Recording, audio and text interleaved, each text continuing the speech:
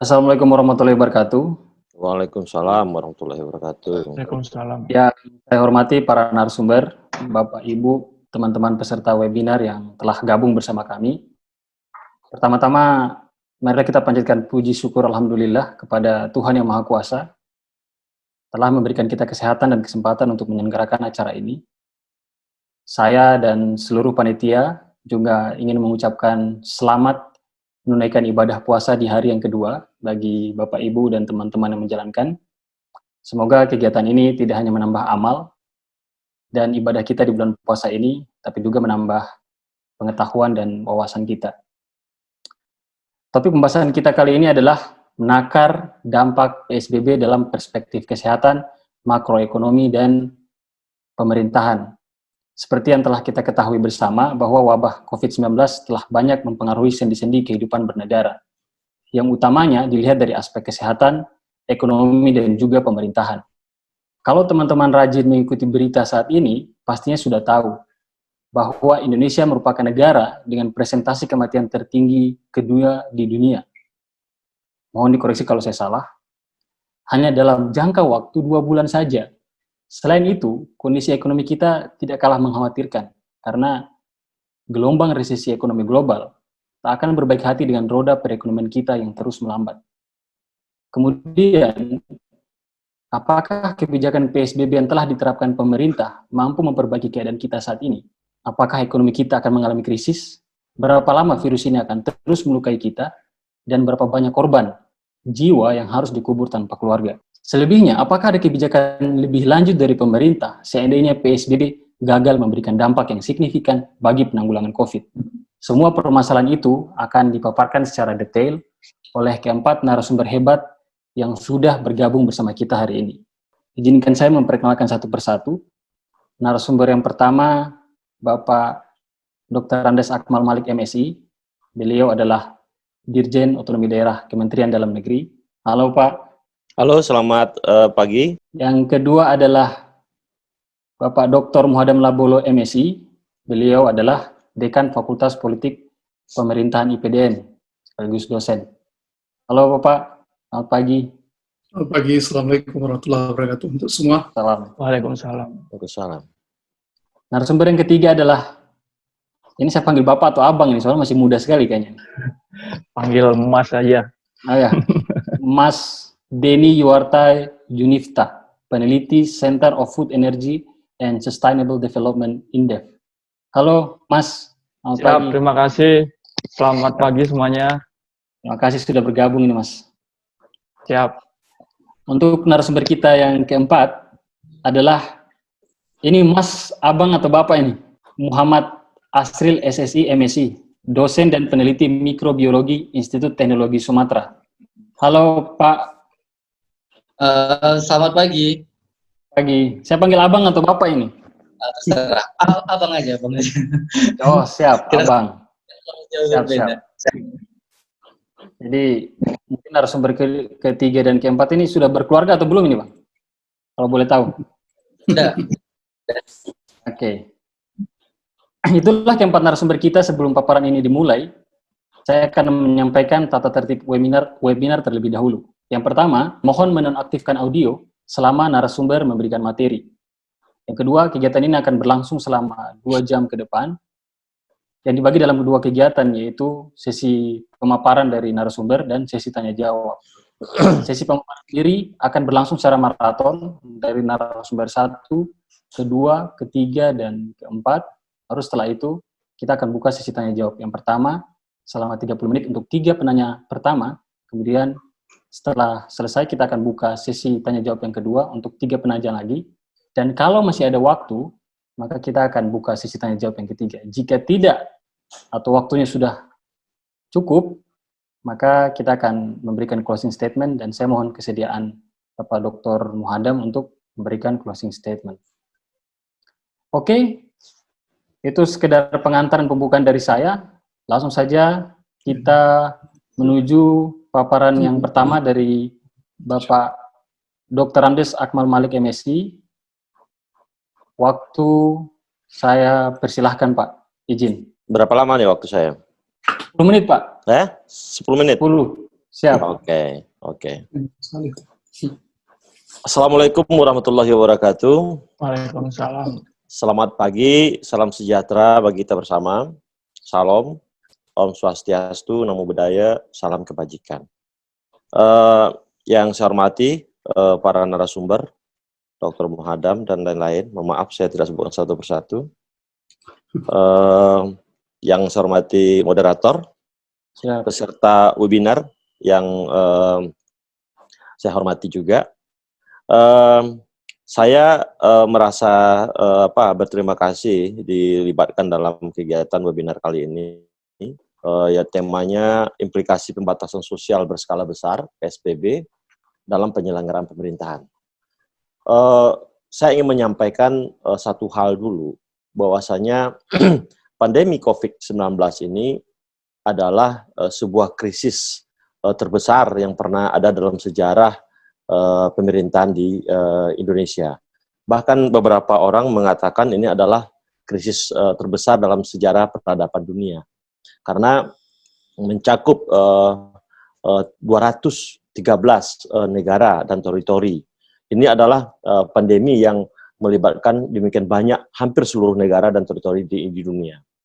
Nah, tentunya dampak yang dihasilkan dari pandemi ini bukan cuma persoalan kesehatan semata, tetapi juga berimplikasi kepada aspek-aspek ekonomi, aspek-aspek sosial, aspek-aspek kebudayaan yang bila mana kita tidak tangani secara baik bisa berdampak kepada persoalan-persoalan keamanan dan keamanan negara.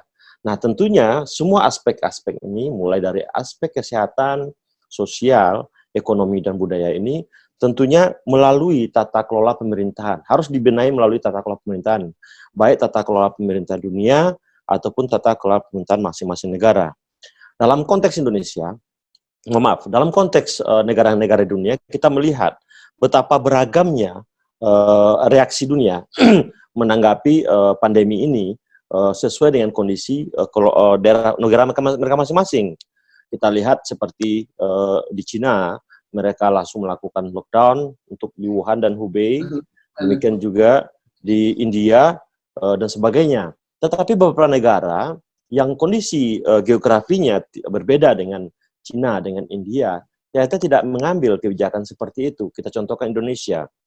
Indonesia mengambil kebijakan pembatasan sosial berskala besar. Tentunya argumentasi mengambil kebijakan ini disesuaikan dengan kondisi Indonesia sendiri, kondisi kapasitas pemerintahan, kapasitas ekonomi, dan sosial budaya. Kami dapat memahami beberapa persoalan yang muncul, banyak pihak yang tanda kutip ya menggugat pemerintah, kenapa tidak mengambil kebijakan lockdown atau karantina wilayah ketika epidemi ini mulai masuk ke Indonesia. Kenapa mengambil kebijakan seperti ini? Kami ingin katakan kemampuan tata kelola pemerintahan satu negara dengan negara lain itu tidak sama. Tidak sama. Sistemnya juga berbeda.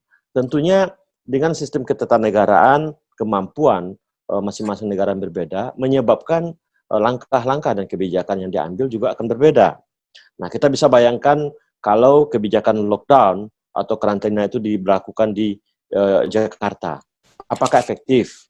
Jakarta itu hampir tidak memiliki batas wilayah dengan Bogor, dengan Tangerang, dengan Bekasi. Apakah tata kelola pemerintahnya mampu tidak memenuhi kebutuhan-kebutuhan masyarakat di dalam Jakarta ketika pembatasan itu dilakukan? Kemudian apakah juga mampu menghalangi pergerakan orang-orang yang dari Bogor, Bekasi, yang notabene sekian juta diantaranya adalah menggantungkan hidupnya di DKI Jakarta. Nah, dengan sistem seperti ini, tata kelola yang harus dibangun adalah tata kelola yang kolaboratif, yang sinergi. Artinya, tidak bisa pandemi ini dilakukan pendekatan tata kelolanya dengan pendekatan tata kelola parsial satu daerah saja. Bahkan dalam beberapa event kami melalui briefing dengan Bapak Menteri, beliau suka katakan harusnya ini adalah pendekatan-pendekatan nasional, pendekatan regional, dan pendekatan-pendekatan global. Artinya andaikan kita melakukan pendekatan-pendekatan secara tepat, maka pandemi ini bisa akan diatasi dengan baik. Kami ingin mengatakan dulu, COVID-19 ini adalah virus yang tidak terlihat. Itu kenapa, tetapi daya tularnya luar biasa kencangnya. Itu kenapa beberapa negara saat ini mulai menggunakan terminologi war, perang terhadap COVID ini. Nah, perang ini tentunya harus dihadapi secara bersama-sama. Tidak bisa dilakukan secara parsial. Dengan kondisi modernitas yang demikian kuat sekarang ini, pergerakan antar negara yang demikian besar, sehingga menyebabkan sulit bagi orang untuk mencegah virus ini untuk tidak masuk ke satu wilayah tertentu. Karena apa? Pergerakannya tidak bisa terlihat. Nah, satu-satunya cara adalah kolaboratif, sinergi, dan harus bersama-sama tepat waktu. Nah, ini juga yang dilakukan di dalam Indonesia sendiri.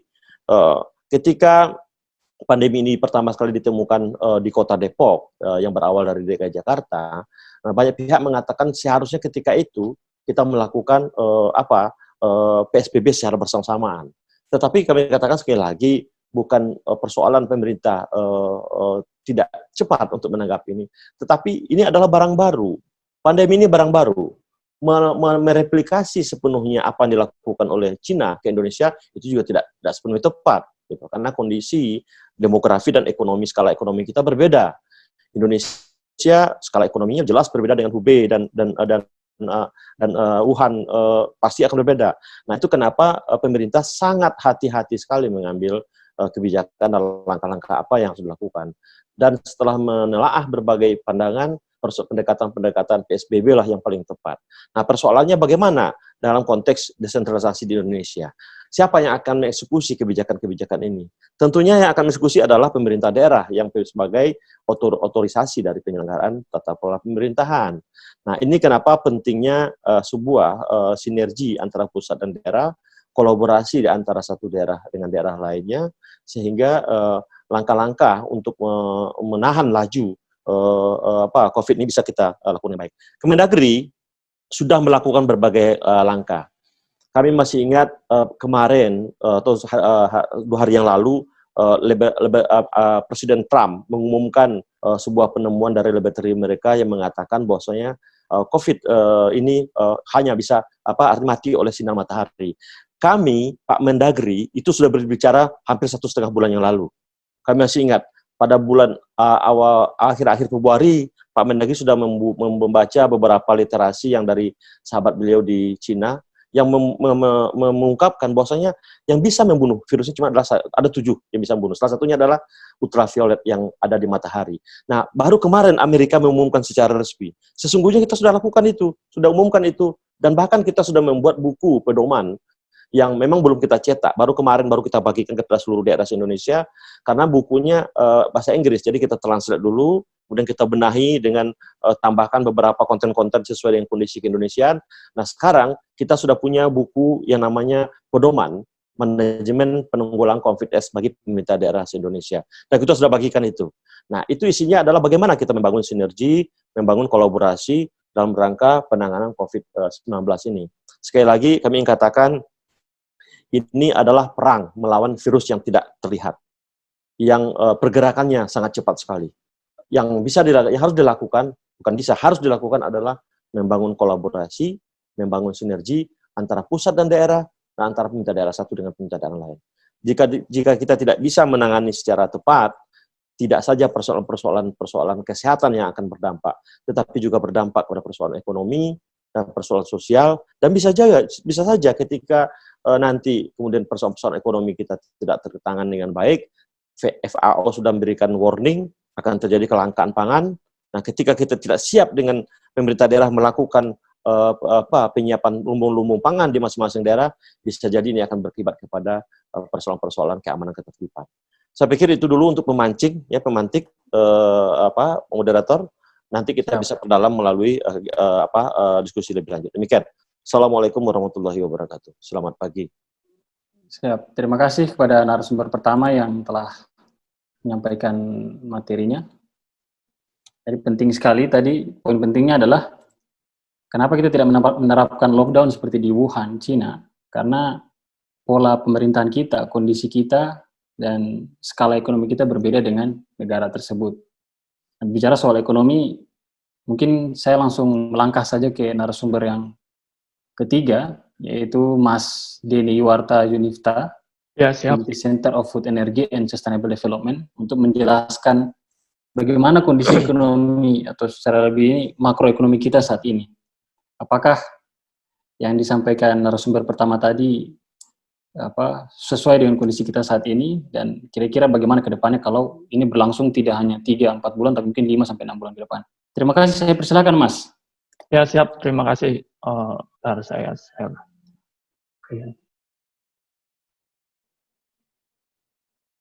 Sudah terlihat ya? Ya, sudah Mas. Oke, sudah Mas. Ya. Ini sudah beda-beda ya? Saya pindah ini gerak nggak? Ya, gerak. Oke. Oke. Terima kasih. Selamat pagi. Assalamualaikum warahmatullahi wabarakatuh. Salam. Yang saya hormati Pak Dirjen, yang saya hormatin Pak Muhadam, Pak Asril, dan teman-teman yang lainnya. Terima kasih telah mengundang saya. Terima kasih atas antusias dan kehadiran teman-teman. Tidak lupa saya ucapkan salam hormat saya yang tertinggi untuk para saudara-saudara kita yang ada di garda terdepan, yaitu dokter, kemudian perawat, dan garda terdepan di sektor pangan, yaitu petani.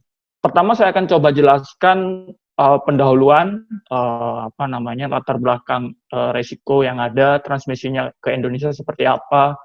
Secara singkat saya juga akan jelaskan bagaimana sih dampaknya terhadap perekonomian domestik, hingga isu ketahanan pangan di Indonesia seperti apa. Kalau saya ingat, tahun kemarin itu ada salah satu ekonom dunia yang sangat tepat, dia itu memprediksi adanya krisis ekonomi tahun 2008. Namanya Nuril Rubini. Pada tahun lalu dia memprediksi memang bahwasanya tahun 2020 ini dunia akan terjadi krisis. Cuman memang transmisinya bukan dari sektor pangan ataupun pandemi seperti sekarang, transmisinya yaitu melalui perang dagang, ya kan, sehingga mengakibatkan krisis besar-besaran karena distribusi dan rantai global terganggu. Tidak jauh berbeda sebenarnya ketika kita bandingkan dengan pandemi sekarang. Keduanya sama-sama mengganggu jalur distribusi dan rantai pasok produksi di dunia, ya kan. Nah, pada tahap ini memang pada konteks ini Nuril Rubini sepertinya agak tepat meskipun harga minyak masih di bawah ini ya, sangat rendah sekali. Kemarin Prof. Bustanul memberikan anatomi krisis yang cukup menarik sebenarnya, dan kalau dilihat dari anatomi krisis yang disebutkan dari Nuril Rubini tadi hampir sama sebenarnya. Cuman yang membedakan ini anehnya seperti ini. Pada tahun 98 itu pengangguran tinggi, inflasi besar-besaran, kemudian akses pangan itu terganggu. Terus krisis 2008 sama, harga pangan tinggi, kemudian harga minyak global tinggi.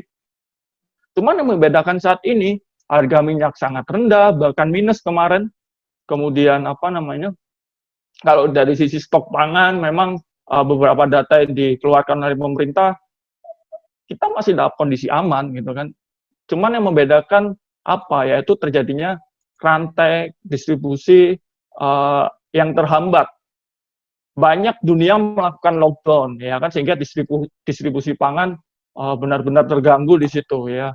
Nah, makanya tidak heran ketika FAO kemarin mewanti-wanti bahwasanya ya memang produksi masih aman, cuman karena rantai distribusi yang itu terganggu, itu akan menyebabkan banyak negara itu menahan ekspor pangannya ke negara lain sebelum mereka mencukupi untuk domestiknya. Nah, ini yang akan mengganggu ketahanan pangan maupun kondisi pangan di negara-negara yang merupakan net importer pangan. Nah, nanti akan saya jelaskan di bagian belakang. Nah, saya coba olah data dari indeks ketidakpastian global. Memang terlihat bahwasanya indeks ketidakpastian global sangat meningkat, dan coba saya bandingkan dengan beberapa kejadian pandemi secara historis. Memang coronavirus ini menyebabkan ketidakpastian paling tinggi. SARS, sangat rendah, yang lain sangat rendah, tapi coronavirus memang sangat tinggi secara ketidakpastian. Nah, kenapa hal ini terjadi? Karena Cina sebagai hub utama ekonomi dunia, jadi ekonomi dunia ini ternyata terbagi menjadi 3 hub utama. Yang pertama hub Eropa, yaitu dipimpin oleh Jerman, kemudian hub Asia dipimpin oleh China, dan kemudian Amerika. Nah, China ini ternyata juga memiliki hubungan yang sangat kuat kepada hub-hub lainnya, sehingga ketika China ini terganggu, dia akan secara masif mengganggu perekonomian dunia. Saya akan langsung ke dampak domestik mungkin ya. Nah, kemarin ada beberapa perhitungan yang dilakukan oleh, jadi saya cuplik di sini beberapa riset terkait dampak COVID ini kepada perekonomian. Yang pertama saya tunjukkan hitungan dari Center Macro and Finance Index. Dari sebaran dari sebaran ke 34 provinsi, memang provinsi yang ada di Pulau Jawa memiliki kerentanan yang paling tinggi soal dampak COVID. Yang pertama adalah Jakarta. Jadi produksi itu akan terreduksi sekitar 16% di Jakarta. Jadi sangat besar.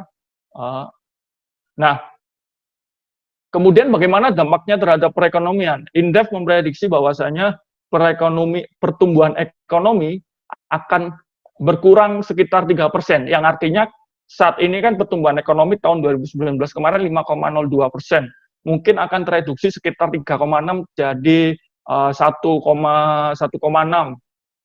Jadi pertumbuhan ekonomi diprediksi memang akan tersisa 1,6%, baik ketika pandemi ini diproyeksikan 1 bulan maupun ketika diproyeksikan pandemi ini akan berakhir sekitar 6 bulan atau setelah Lebaran.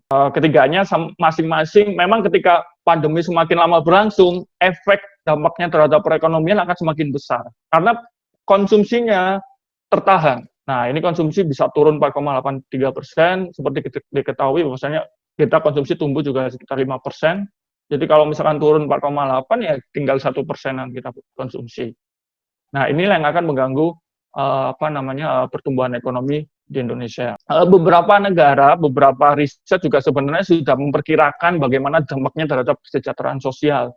Yang terbaru sekitar seminggu yang lalu, IMF memprediksi memang kesejahteraan sosial dari sisi pengangguran memang pada tahun 2020 diprediksi akan naik sebesar 7,5% dari yang tahun kemarin 5,3%. Nah, pada tahun 2021 memang diprediksi akan rebound, ekonomi akan kembali pulih sehingga pengangguran berkurang menjadi 6% untuk kasus Indonesia. Termasuk tinggi bila dibandingkan dengan beberapa negara-negara di ASEAN. Semeru juga melakukan hal yang sama, yaitu bahwasanya dengan berbagai, jadi tadi sudah disebutkan bahwasanya ada berbagai skenario pertumbuhan ekonomi yang turun. Ternyata memang dengan semakin dalam pertumbuhan ekonomi yang turun, dikhawatirkan memang tingkat kemiskinan ini akan membengkak. Seperti yang ditunjukkan oleh Semeru di sebelah kanan ini, bahwasanya ketika pertumbuhan ekonomi 4,2%, turunnya menjadi 4,2%, memang akan jumlah orang miskin itu hanya akan berubah sekitar 1,3%. Tapi ketika memang pertumbuhan ekonomi tersisa tinggal 1%, seperti kanan di atas, jumlah orang miskin bertambah sekitar 8,45%. Tergantung bagaimana tingkat kedalaman pandemi ini terhadap perekonomian, seperti pertumbuhan ekonomi. Secara teori memang ada berbagai macam model recovery V-shape itu yaitu recovery yang paling cepat, lambat, dan kemudian recovery yang terakhir yaitu L-shape, bisa dibilang recovery yang cukup lama ataupun sangat stagnan gitu ya. Riset juga dari Prof. Arif Ansori memprediksi bahwasanya kalau dari sudut pandang Prof. Arif Ansori tergantung kebijakan pemerintah yang diimplementasikan. Semakin minimal intervensi atau kebijakannya semakin dilonggarkan, memang dampak terhadap pertumbuhan ekonomi semakin berat pada jangka panjang. Seperti tabel yang di pojok kiri atas, ketika minimal intervensi pada jangka pendek, memang pertumbuhan ekonomi masih besar sekitar 4,3%. Tapi pada jangka panjang, yaitu sampai tahun 2030, pertumbuhan ekonomi memang tersisa sekitar 4,8. Coba bandingkan ketika skenario yaitu kebijakan memang benar-benar ketat, supresi pertumbuhan ekonomi memang akan rebound dengan cepat pada jangka panjang, meskipun pada jangka pendek kita mengorbankan ekonomi hingga tumbuh sekitar 1%. Beberapa para riset yang coba saya cuplik. Ini saya masukkan isu soal, berhubung saya ada di Center Food dan Energi, memang dua isu yang sekarang, jadi kemarin beberapa hari sebelum Presiden Ratas, memang saya menyampaikan ini di diskusi online in-depth yang ini beberapa media massa, memang bahwasanya saya melihat saat ini bukan hanya tantangan saat pandemi saja produksinya, tapi juga sebenarnya ada tantangan perubahan iklim yang sedang kita hadapin.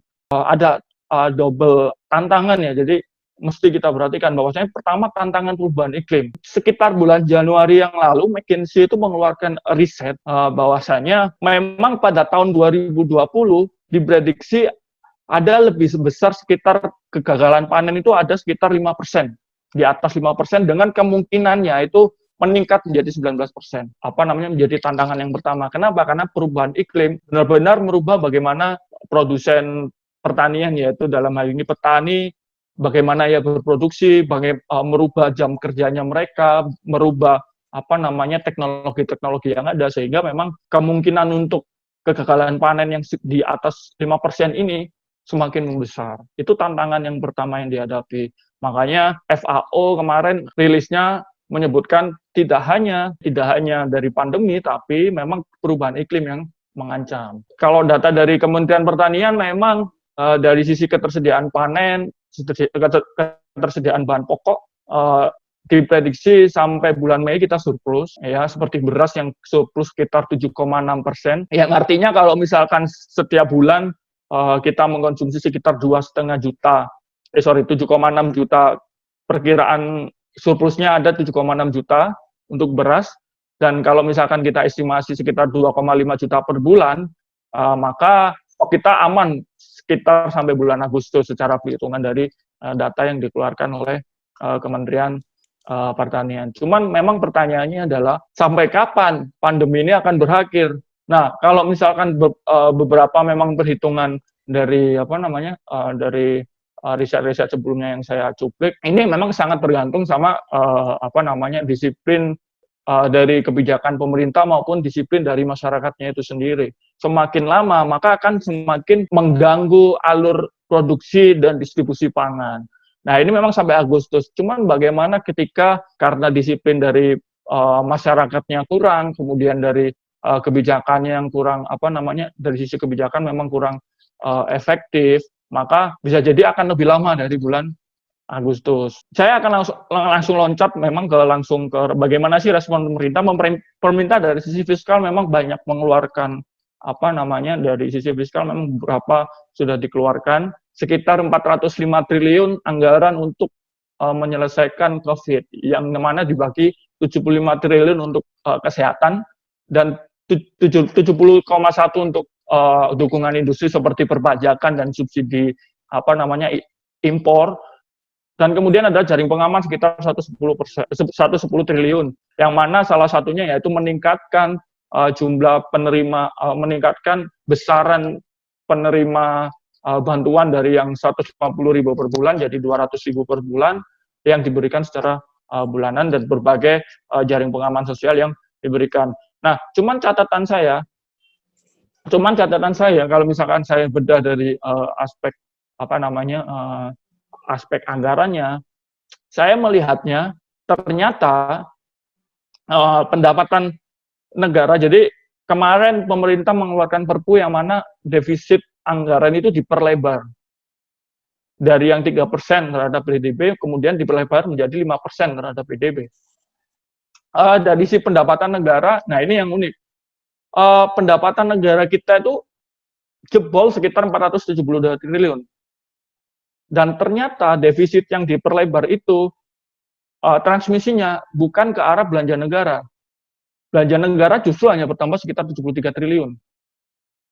Jadi kalau kita bandingkan, artinya apa? Artinya defisit yang kemudian diperlebar oleh pemerintah itu lebih disebabkan untuk menutup kebocoran-kebocoran anggaran ataupun berbagai stimulus seperti pajak dan sebagainya yang sebesar 472 triliun ketimbang mengeluarkan untuk belanja negara yang sifatnya lebih stimulus gitu ya, lebih dapat dimanfaatkan secara langsung karena berdampak pada stimulus konsumsi dan sebagainya. Nah, ini yang catatan yang pertama. Terus catatan yang kedua bahwasanya jadi kemarin pemerintah memang memberikan 200.000, cuman saya coba olah dari data, ternyata memang 200.000 ini kalau dilihat dari struktur pengeluaran masyarakat miskin, ternyata kurang. Kenapa? Karena masyarakat miskin 200.000 itu hanya mengcover sekitar 15% pengeluaran masyarakat miskin terhadap makanan. Jadi sekitar 85%-nya harus mereka tanggung di luar bantuan. Nah, ini desil pertama, kalau kita lihat dari sisi kiri yang paling kiri, desil pertama adalah masyarakat paling miskin. Artinya, mayoritas memang tetap ditanggung oleh masyarakat miskin. Padahal masyarakat miskin banyak yang kehilangan pekerjaan karena pandemi, di PHK dan sebagainya. Nah, ini yang dari sisi pengeluaran pengeluaran dan bantuan masyarakat untuk masyarakat sebenarnya ini kurang. Jadi memang perlu ditambah. Kalau kita berkaca dari Malaysia memang bantuan kita itu kalau misalkan dihitung-hitung hanya sekitar 2% rasionya terhadap PDB. Bandingkan dengan Malaysia yang sekitar 4% atau 2 kali dibandingkan dengan kita. Padahal secara besaran penduduk Malaysia lebih rendah atau lebih kecil cakupannya ketimbang di Indonesia. Itu yang menjadi catatan berikutnya dari saya. Nah, terus kemudian yang ternyata pengeluaran makanan justru besar untuk masyarakat miskin. Semakin miskin masyarakat, semakin miskin semakin besar pengeluarannya terhadap bahan makanan. Ada sekitar 65% pengeluaran masyarakat miskin itu untuk makanan. Artinya apa? Ketika terjadi goncangan dari sisi ekonomi, maka akan mengganggu pada ketahanan pangan untuk masyarakat miskin. Ini yang kemudian jadi perhatian, seharusnya menjadi perhatian yang sangat ini. Nah, mungkin saya coba kemarin memang saya coba ambil datanya peta persebaran indeks ketahanan pangan di Indonesia. Kalau kita bisa melihat bahwasanya semakin ke timur, semakin daerah tersebut menjadi prioritas paling utama terhadap ketahanan pangan. Artinya apa? Semakin dia menjadi prioritas untuk pengembangan ketahanan pangan, artinya ketahanan pangan daerah tersebut sebenarnya kurang. Nah, kalau kita bisa melihat persebaran utamanya, wilayah timur ini menjadi daerah dengan prioritas ketahanan pangan paling besar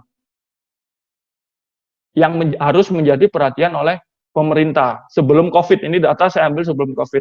Nah, saya membayangkannya seperti ini sih. Nah, daerah-daerah penghasil pangan itu terutama di Pulau Jawa. Nah, Pulau Jawa ini kan jadi prioritas paling akhir soal ketahanan pangan. Nah, saya membayangkan ketika sentra-sentra pangan ini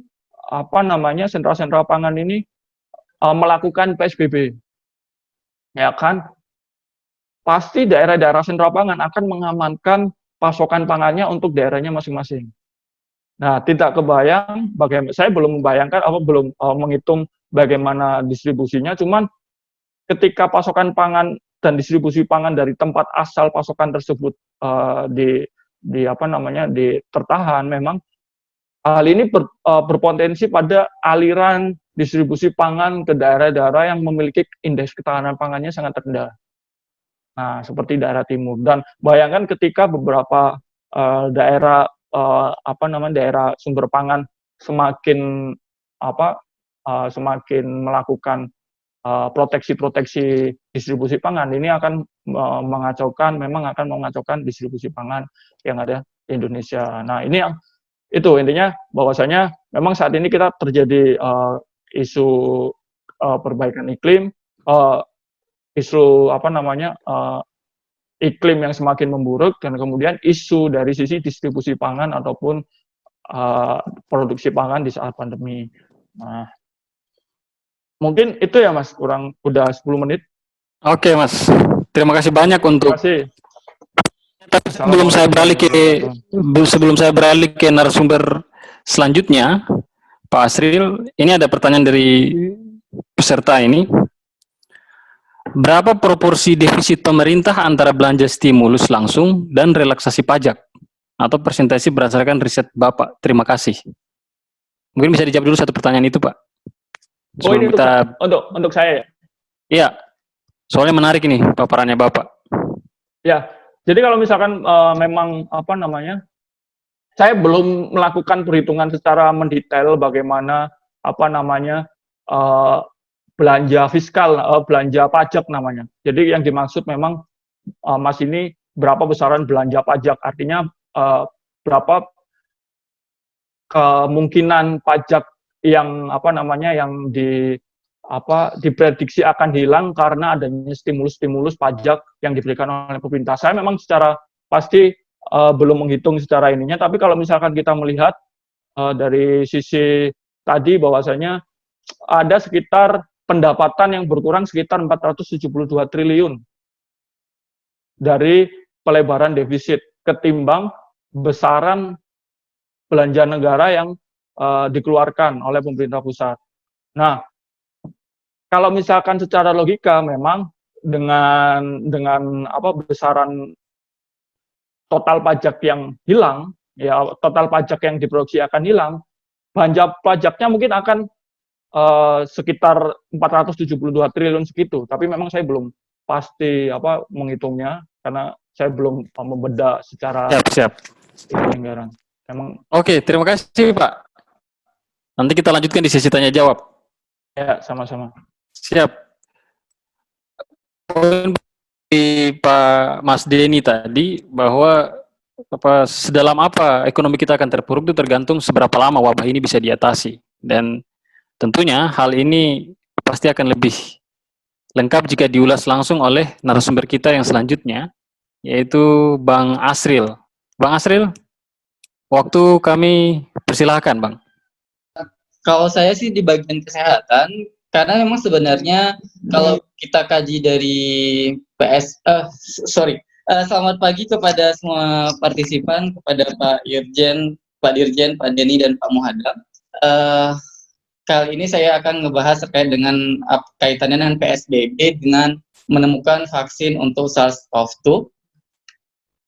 Jadi sebenarnya kalau kita berbicara tentang COVID-19 ini merupakan virus yang sebenarnya modifikasi dari sebelumnya, yaitu SARS dan MERS. Sebenarnya kalau kita kaji terkait dengan virusnya ini, apakah dia lebih berbahaya daripada sebelumnya? Sebenarnya secara struktural dari virusnya memang tidak sebahaya SARS atau MERS gitu ya. Tetapi memang seperti yang dijelaskan oleh Pak Dirjen di awal tadi bahwa virus ini sebenarnya tidak terlalu bermasalah, tetapi pola penyebarannya yang sangat masif dan tidak bisa terprediksi bagaimana pola penyebarannya. Baru hanya beberapa poin yang bisa ditangkap oleh beberapa peneliti terkait penyebaran ini. Nah, sebenarnya kalau kita katakan apakah yang membuat virus ini menjadi semakin menakutkan atau dikatakan harus diperangi, karena memang pada dasarnya virus ini sering menyerang bagian sistem pernapasan, lalu kaitannya dengan sistem seluruh tubuh, maka nanti akan menyebabkan kematian.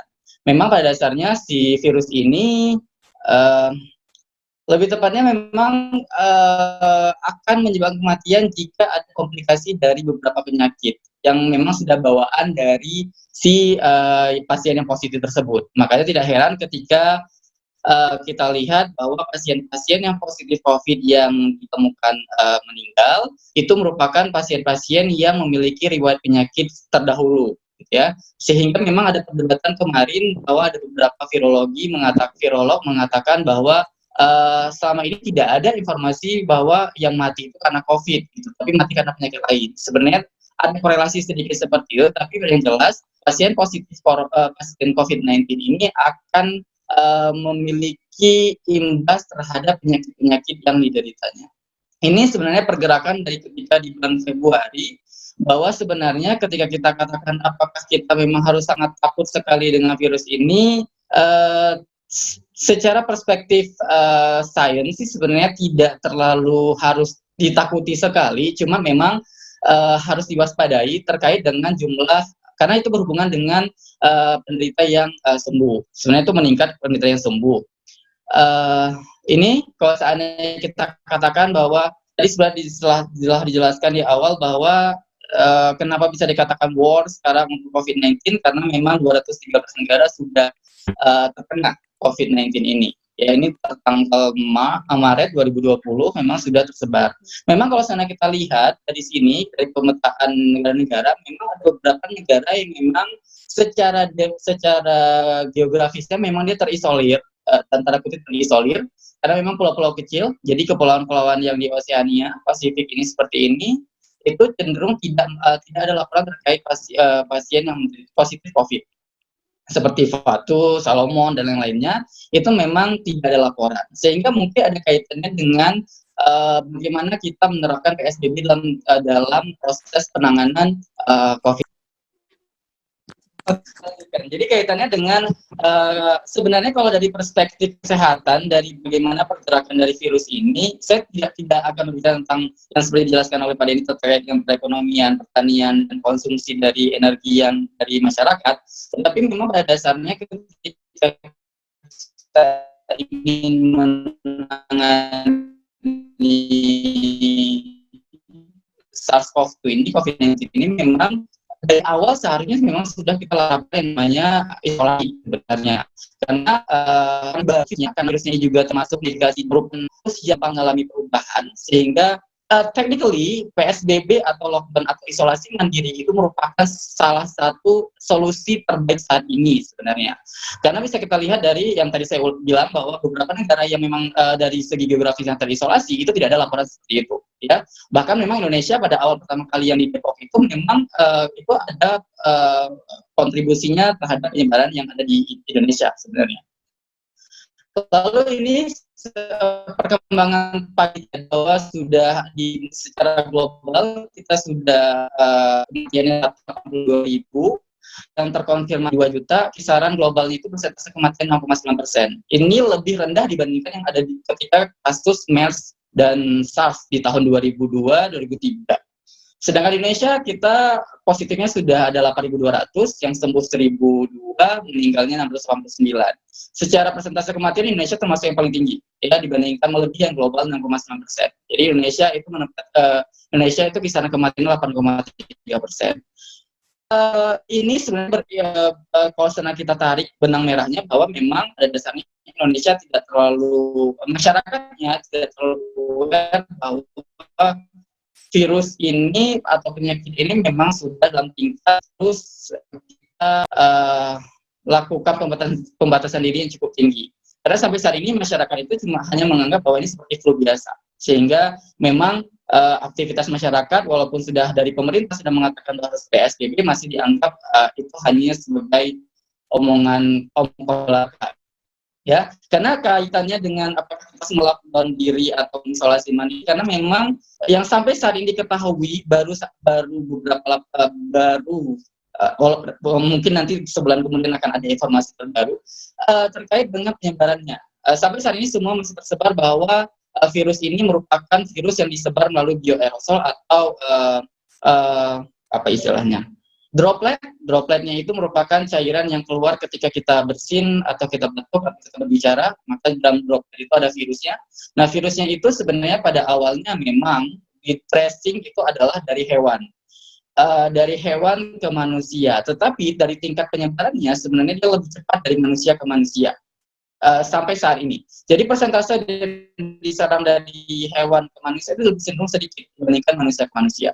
Bahkan laporan yang pertama, pasien positif yang pertama yang di Cina itu, yang dia menjual udang dan beberapa hewan-hewan air, itu justru penyebaran yang dilakukan dan tersebar dari pasar basah itu lebih cenderung sedikit dibandingkan kota lain, gitu ya, karena memang pada dasarnya persebaran antar manusia ke manusia itu lebih cepat ke virus ini. Sehingga memang pembatasan interaksi yang dulunya 1,5 meter atau 2 meter itu lebih baik dilebarkan, yaitu untuk kontak person to person. Kalau dengan pembatasan sekarang itu tidak ada dari kota lain ke kota yang memiliki infeksi yang cukup tinggi, itu sudah sangat, itu yang harus dilakukan yang harus utama dilakukan sekarang. Jadi dari segi kesehatan itu PSBB merupakan hal yang mutlak harus dilakukan. Karena memang pada dasarnya ketika menjaga jarak, ketika dalam satu orang yang himbauan, sebenarnya selama 30 hari dia sudah bisa menginfeksi 406 orang. Sedangkan pada orang yang memiliki awareness terhadap himbauan tersebut, sekitar 70% mungkin dia memiliki aktivitas di luar sedikit, maka dia hanya bisa menginfeksi orang lain itu kisaran 2,5 orang terinfeksi saja. Jadi jelas bahwa di sini ketika kita melakukan isolasi mandiri, melakukan penerapan di rumah saja atau tidak melakukan aktivitas di luar, itu bisa meminimalkan atau menurunkan jumlah infeksi penderita. Ini sudah jelas ya, sudah tersebar di mana-mana bahwa ini sebenarnya bukan dari COVID-19-nya, tetapi dari kerabatnya sebelumnya. Jadi dari SARS tahun 2003 atau di MERS. Jadi memang sebenarnya masa dia berdiam diri virus ini sebelum menginfeksi bisa bervariasi. Jadi sebenarnya kenapa kita dilarang berinteraksi keluar, itu bukan kita dilarang karena akan pasti ngobrol sama orang atau akan berinteraksi dengan orang yang sakit, tapi karena akan droplet-droplet yang tersisa pada peralatan atau apa istilahnya, barang-barang atau fasilitas publik yang memang masih ada sisa-sisa droplet yang akan bisa secara langsung menginfeksi ke tubuh kita tanpa kita sadari. Dan itu kita akan bawa kemana-mana, lalu kita akan berinteraksi dengan orang lainnya. Begitu juga dengan ketika ada dari zona merah, itu akan datang ke daerah yang tidak terinfeksi, maka akan bisa dari berbagai barang yang dibawa pada saat itu. Ini ketika kita perbandingkan antara virus sebelumnya.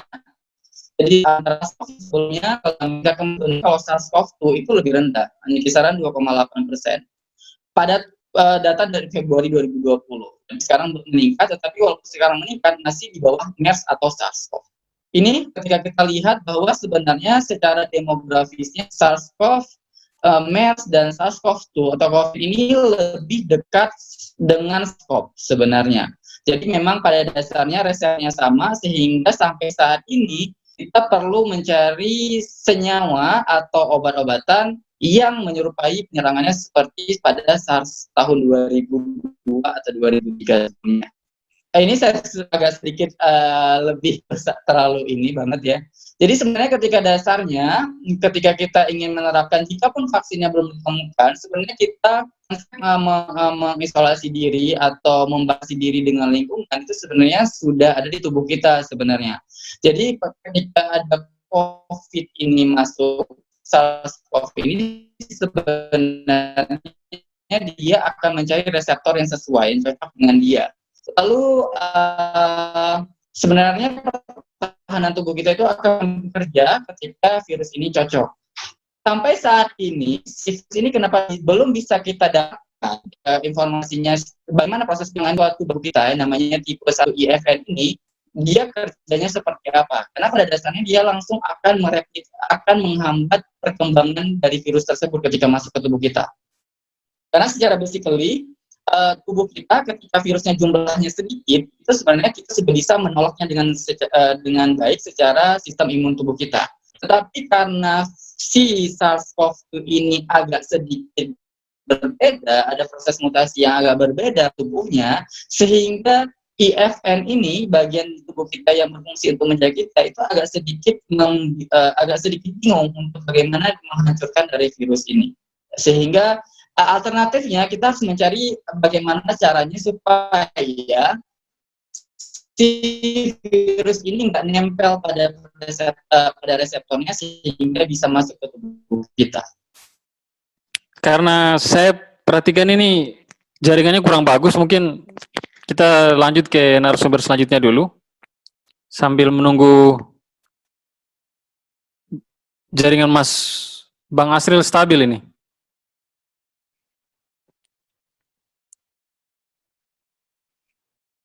Halo Bang.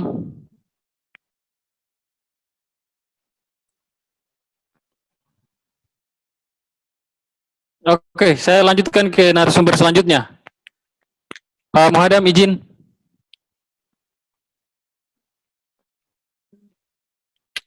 Izin Pak. Pak Muhadam. Izin.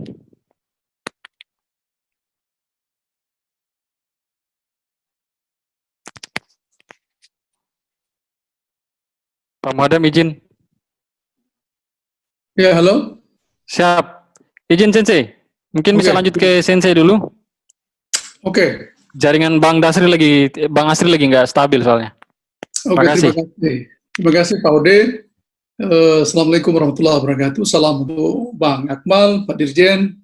Ya, salam untuk Mas Denny, ya Pak Asril, dan saya merasa berbangga bergabung juga Ketua IKP3 Provinsi Jawa Barat, ya Pak Dr. Den, ya. Kemudian ada dosen IPDN Pak Frans, terima kasih, dan semua kawan-kawan di Platus Club. Catatan saya sebenarnya ada pada dua level saja. Satu adalah pada tingkat policy dan pada tingkat teknis atau tata kelola pemerintahan. Dalam konteks dua narasumber tadi, saya melihat bahwa ya ada tiga indikasi yang perlu barangkali menjadi perhatian atau concern pemerintah. Satu adalah ya paparan Pak Denny dengan Pak Asril menunjukkan bahwa dampak COVID-19 dan implikasi dari konteks ekonomi itu seperti deret ukur kecepatan. Jadi korban dari COVID-19 dan implikasi dari ekonomi, munculnya pengangguran dan sebagainya, itu bergerak cepat seperti deret ukur. Nah, sementara dampak sosial lain seperti kriminalitas hari-hari ini kalau kita lihat dan kita cermati, dia juga bergerak seperti deret hitung. Jadi COVID-19 dan persoalan ya ekonomi, pengangguran sebagainya bergerak seperti deret ukur, sementara masalah sosial lain sebagai implikasi dari kebijakan PSBB juga menimbulkan juga ya kriminalitas itu bersamaan. Nah, di dalam konteks tata kelola pemerintahan, ya seperti tadi disinggung oleh Pak Dirjen, ya saya melihat bahwa semua negara memang baru, tetapi negara-negara yang survive itu paling tidak ya negara-negara yang memiliki kontrol yang jelas di dalam konteks ya tata kelola pemerintahan itu. Saya beri contoh misalkan Taiwan, sebagaimana tulisan ya Pak Sudarsono kemarin di salah satu artikel ya. Taiwan memiliki sistem digital birokrasi yang sangat bagus sehingga setiap individu ya, setiap mobilitas individu, setiap mobilitas warga negara itu terkontrol dengan jelas.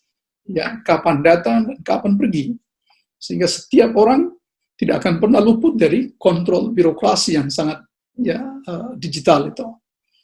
Nah, yang kedua, kalau kita mengambil contoh misalkan Vietnam, ya dia memang tidak digital birokrasi, tetapi dengan sistem yang sangat sentralistik seperti Cina itu, dia mampu mengendalikan dalam konteks tata kelola distribusi pangan dan sebagainya yang rapi, sehingga kemudian ya tidak ada persoalan ya sebagai implikasi ya dari COVID-19 itu dia bisa mengantisipasi ya sehingga kemudian tidak ada persoalan yang sangat signifikan pada dua kasus itu. Nah, saya ingin memberi catatan saja supaya diskusi kita akan lebih banyak ya dan karena banyak peserta. Satu adalah subkultur ekonomi mesti dikontrol ya. Kalau pemerintah tidak bisa mengontrol subkultur ekonomi, ya, karena negara yang menggunakan keadaan saja obat segala macam, kita harus transaksi dengan pihak ketiga. yang akan terjadi adalah ya survival of the fittest, sebagaimana yang dikatakan oleh Hobbes misalkan gitu ya. Kenapa? Karena ketika konstitusi bunyi misalkan ya bumi, air, dan kekayaan alam yang terkandung di dalamnya kuasaan negara, tetapi faktanya dikuasai oleh subkultur ekonomi ansih, tentu saja ini bisa menciptakan persoalan ketidakadilan di tengah-tengah masyarakat. Distribusi pangan, distribusi ekonomi semua tidak dikuasai penuh oleh pemerintah, tapi dikuasai oleh pihak-pihak ya di subkultur ekonomi itu. Nah, kedua, dalam konteks subkultur kekuasaan pemerintah maksud saya, ya, ini juga perlu dikontrol. Ya, kalau kita tidak bisa kontrol juga, ya, civil society tidak melakukan kontrol dengan baik, di tengah-tengah kondisi seperti ini bisa saja terjadi ya peluang orang mengambil keuntungan. Sebagai contoh misalnya kasus surat yang nyasar ke camat misalkan, itu adalah indikasi kalau kita tidak melakukan kontrol dalam kondisi seperti ini, ya bisa jadi pihak-pihak tertentu ya bisa mengambil peluang keuntungan, dan pemerintah ya dengan kondisi seperti ini ya kalau tidak memiliki juga tingkat responsibilitas yang kuat juga bisa kewalahan. Nah, apa tugas pada masyarakat di dalam konteks ini? Ya adalah meningkatkan kepedulian, meningkatkan kontrol, meningkatkan kepedulian sebagai subkultur sosial. Ya, kalau pemerintah, kalau masyarakat juga apatis, tidak akan mungkin kita bisa menyelesaikan persoalan COVID-19 ini hanya dengan mengandalkan kebijakan pemerintah PSBB, hanya menyandarkan seluruh harapan kita kepada ya subkultur ekonomi, tidak mungkin. Ya, masyarakat harus turut serta sebagai garda terdepan untuk menyelesaikan ini. Karena itu ada protokol yang sudah disiapkan oleh pemerintah, baik protokol individu, cuci tangan, stay at home, dan sebagainya. Ada protokol ya rumah tangga gitu ya yang sudah disosialisasikan. Ada protokol sistem kesehatan, ada protokol distribusi pangan, bahkan ada protokol yang lebih tinggi lagi ya dalam konteks hubungan ya antar negara ya